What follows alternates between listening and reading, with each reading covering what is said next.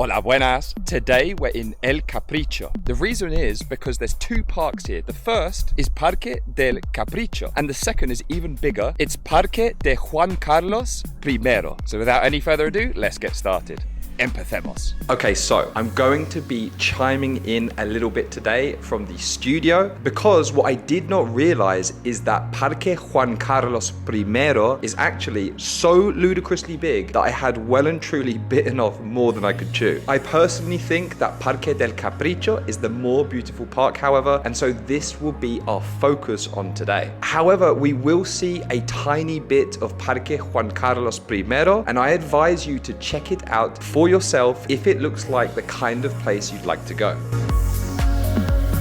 We are currently in the east of Madrid. I don't particularly know this area, but after doing a little bit of research yesterday, I thought, you know what? We're coming to the end of summer. I really want to make the most of the weather. It's actually the beginning of October right now. Look at the weather. This is beautiful.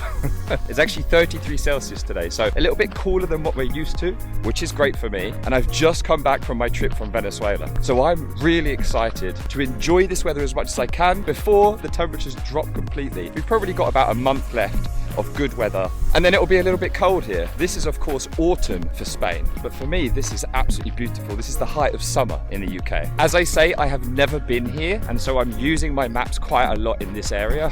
I've got no reference to where I'm walking to, and I almost started walking this way because I thought, well, this is beautiful, this must be the park. No, this is another park. We're actually going around here and turning to the right.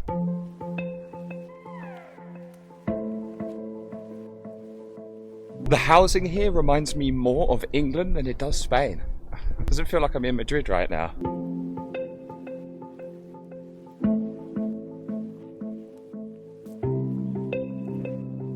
I started to walk down this way. It seems as though there is an entrance that way, but there's also one this way, and it's easier to get in this way. So that's the way I'm walking to now, and see if we can get into this park. I can see in it, just can't get to it, you know? Thankfully, I was actually walking the correct way because there is only one way in and out. I of course did not know this at the time.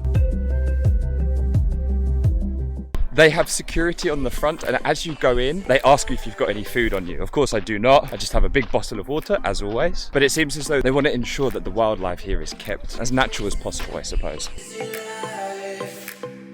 This place is a private park and is only open to the public on weekends, so Saturday and Sunday, and festivals as well. But apart from that, you can't actually access this during the week. So just be mindful of that if you decide to come here. And you can see the place is incredibly well kept. It's beautiful.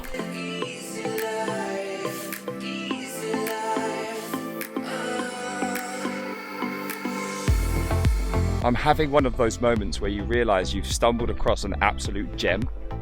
This place is so beautiful. Didn't know it existed, but that just shows you, after 5 years, I'm still finding places that are worthwhile your time here in Madrid.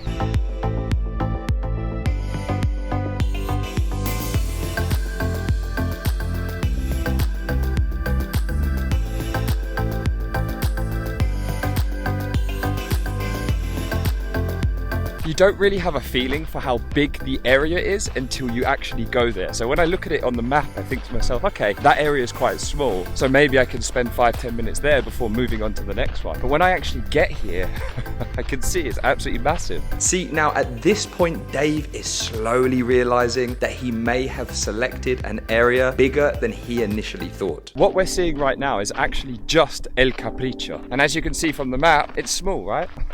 Nope, no.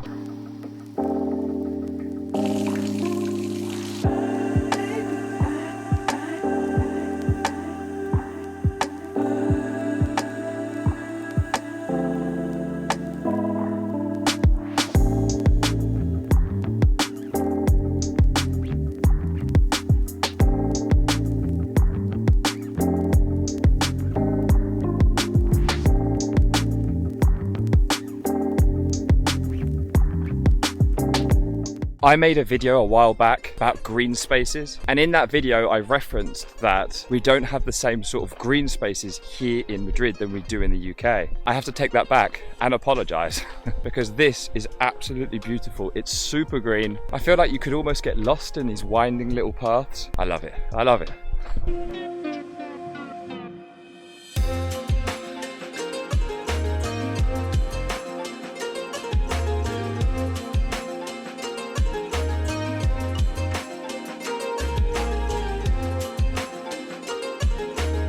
That appears to be a main road to our right hand side, and this area seems to be incredibly beautiful. I think it would be idealistic to live somewhere like this.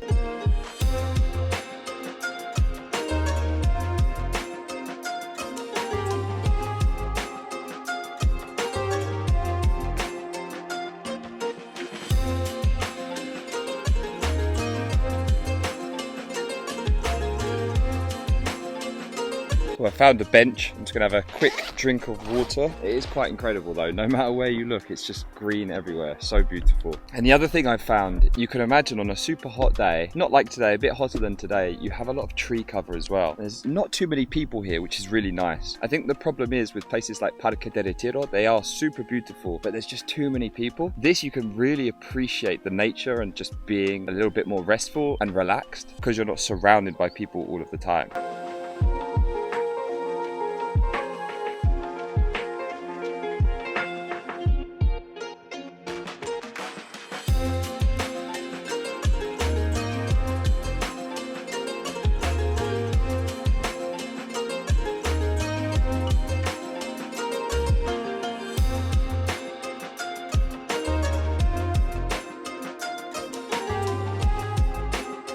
This is without a doubt up there with one of my favourite places in Madrid.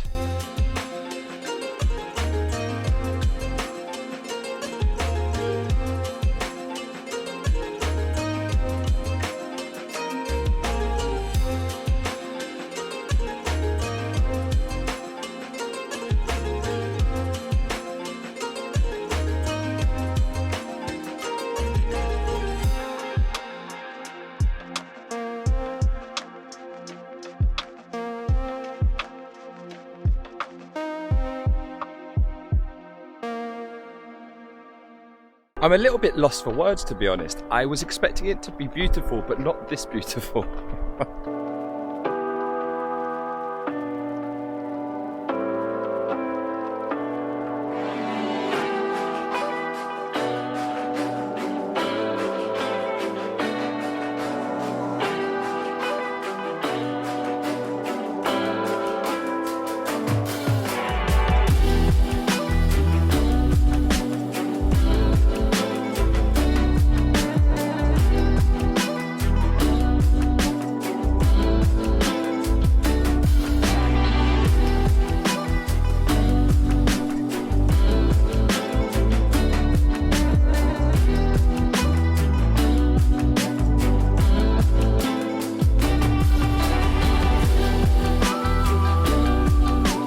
So it seems as though we've made our way back to the beginning of the park, which is great. I'm sure there is more to see in here. However, we need to move on. And what I want to do is get out of here and go to the next park. Vámonos. There is a slight problem with the next park, which is that it's a lot bigger than this one, and that one took me a while to walk around. So I don't know how much we're going to see of the next one, but we'll investigate and have a look anyway. Now at this point, what Dave should have done is either continue to explore the park or simply call it a day and go home. But the adventure continues. Let's see how he gets on. Now we're going to keep walking south along this road and then turn right, and that will bring us into our next destination.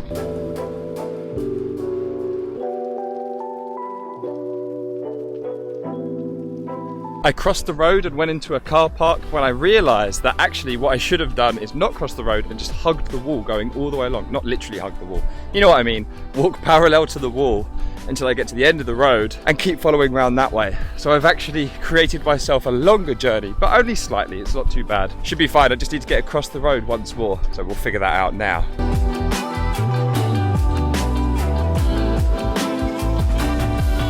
Now the problem is now I can see the park from here, it's just there. But how we get across there, I don't really fancy running across a busy road. I think I can see a crossing up here. So once again, this is comedy gold. I'm gonna cross the road once more in order to get to the crossing that I'm supposed to get to the park. So just to mention, Parque del Capricho, which we've just come from, is just over this way. And we are now going towards Parque Juan Carlos I right here. So you can't actually bring in food to Parque del Capricho, but you can bring food into this park. And one thing I wanted to mention is that when you enter Parque del Capricho, they have lockers that you can use. So if you do intend to have a picnic here after you've been to Parque del Capricho, put them in the lockers, walk around, and then come here afterwards and enjoy your picnic.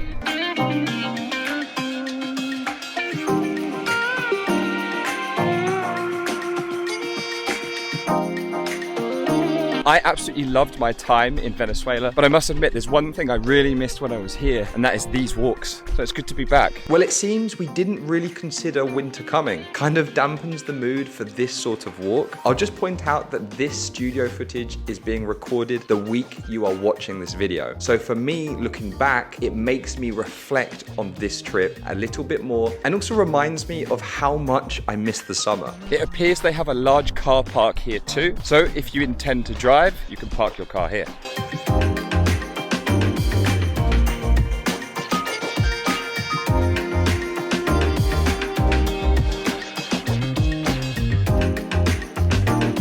There appears to be a lot of people fishing here. Another sudden realization of how big this park is. Yeah, this is something else. There are a lot of play areas around here, and there also seems to be a lot of people having picnics, families. This happens quite often with these type of videos where I bite off more than I can chew. I really thought that these parks would be a lot smaller than they are, but it means that unfortunately I'm not going to be able to cover all of this space today. But that's absolutely fine. I've thoroughly enjoyed myself today. All I need to do is figure out how I'm going to get home from here. So what I'm going to do first is to go to the top of this hill and we'll have a nice view.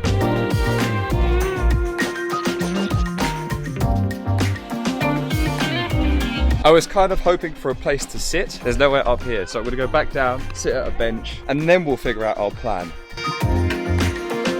It turns out the easiest way for me to get home from here is actually to take a bus, the 200, all the way to Avenida de America. But I want to check out a few of the sites on the way in this park, and the first one I want to see is up here.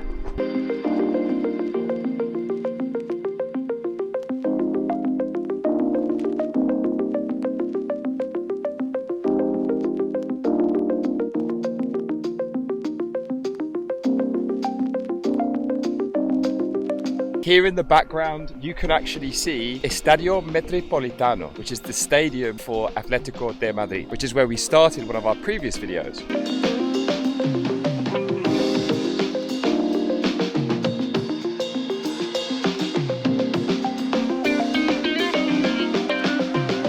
I just realized the 200 bus, which is the bus I'm looking to get, is the one that you take from the airport to Avenida de America. Thing is, if you take the metro from the airport, you have to pay an additional €3. So the reason why you would take the bus instead is you don't have to pay that additional €3. It's really not a lot of money, but it's good to know just in case you want to save yourself €3. Why not? After that useful advice, I think it's time for us to conclude this week's video. Let me know in the comments if you have been to either of these parks and what you thought of them, or if you plan to visit them after watching this video. Don't forget to like and subscribe, and I'll see you in the next one. Thanks.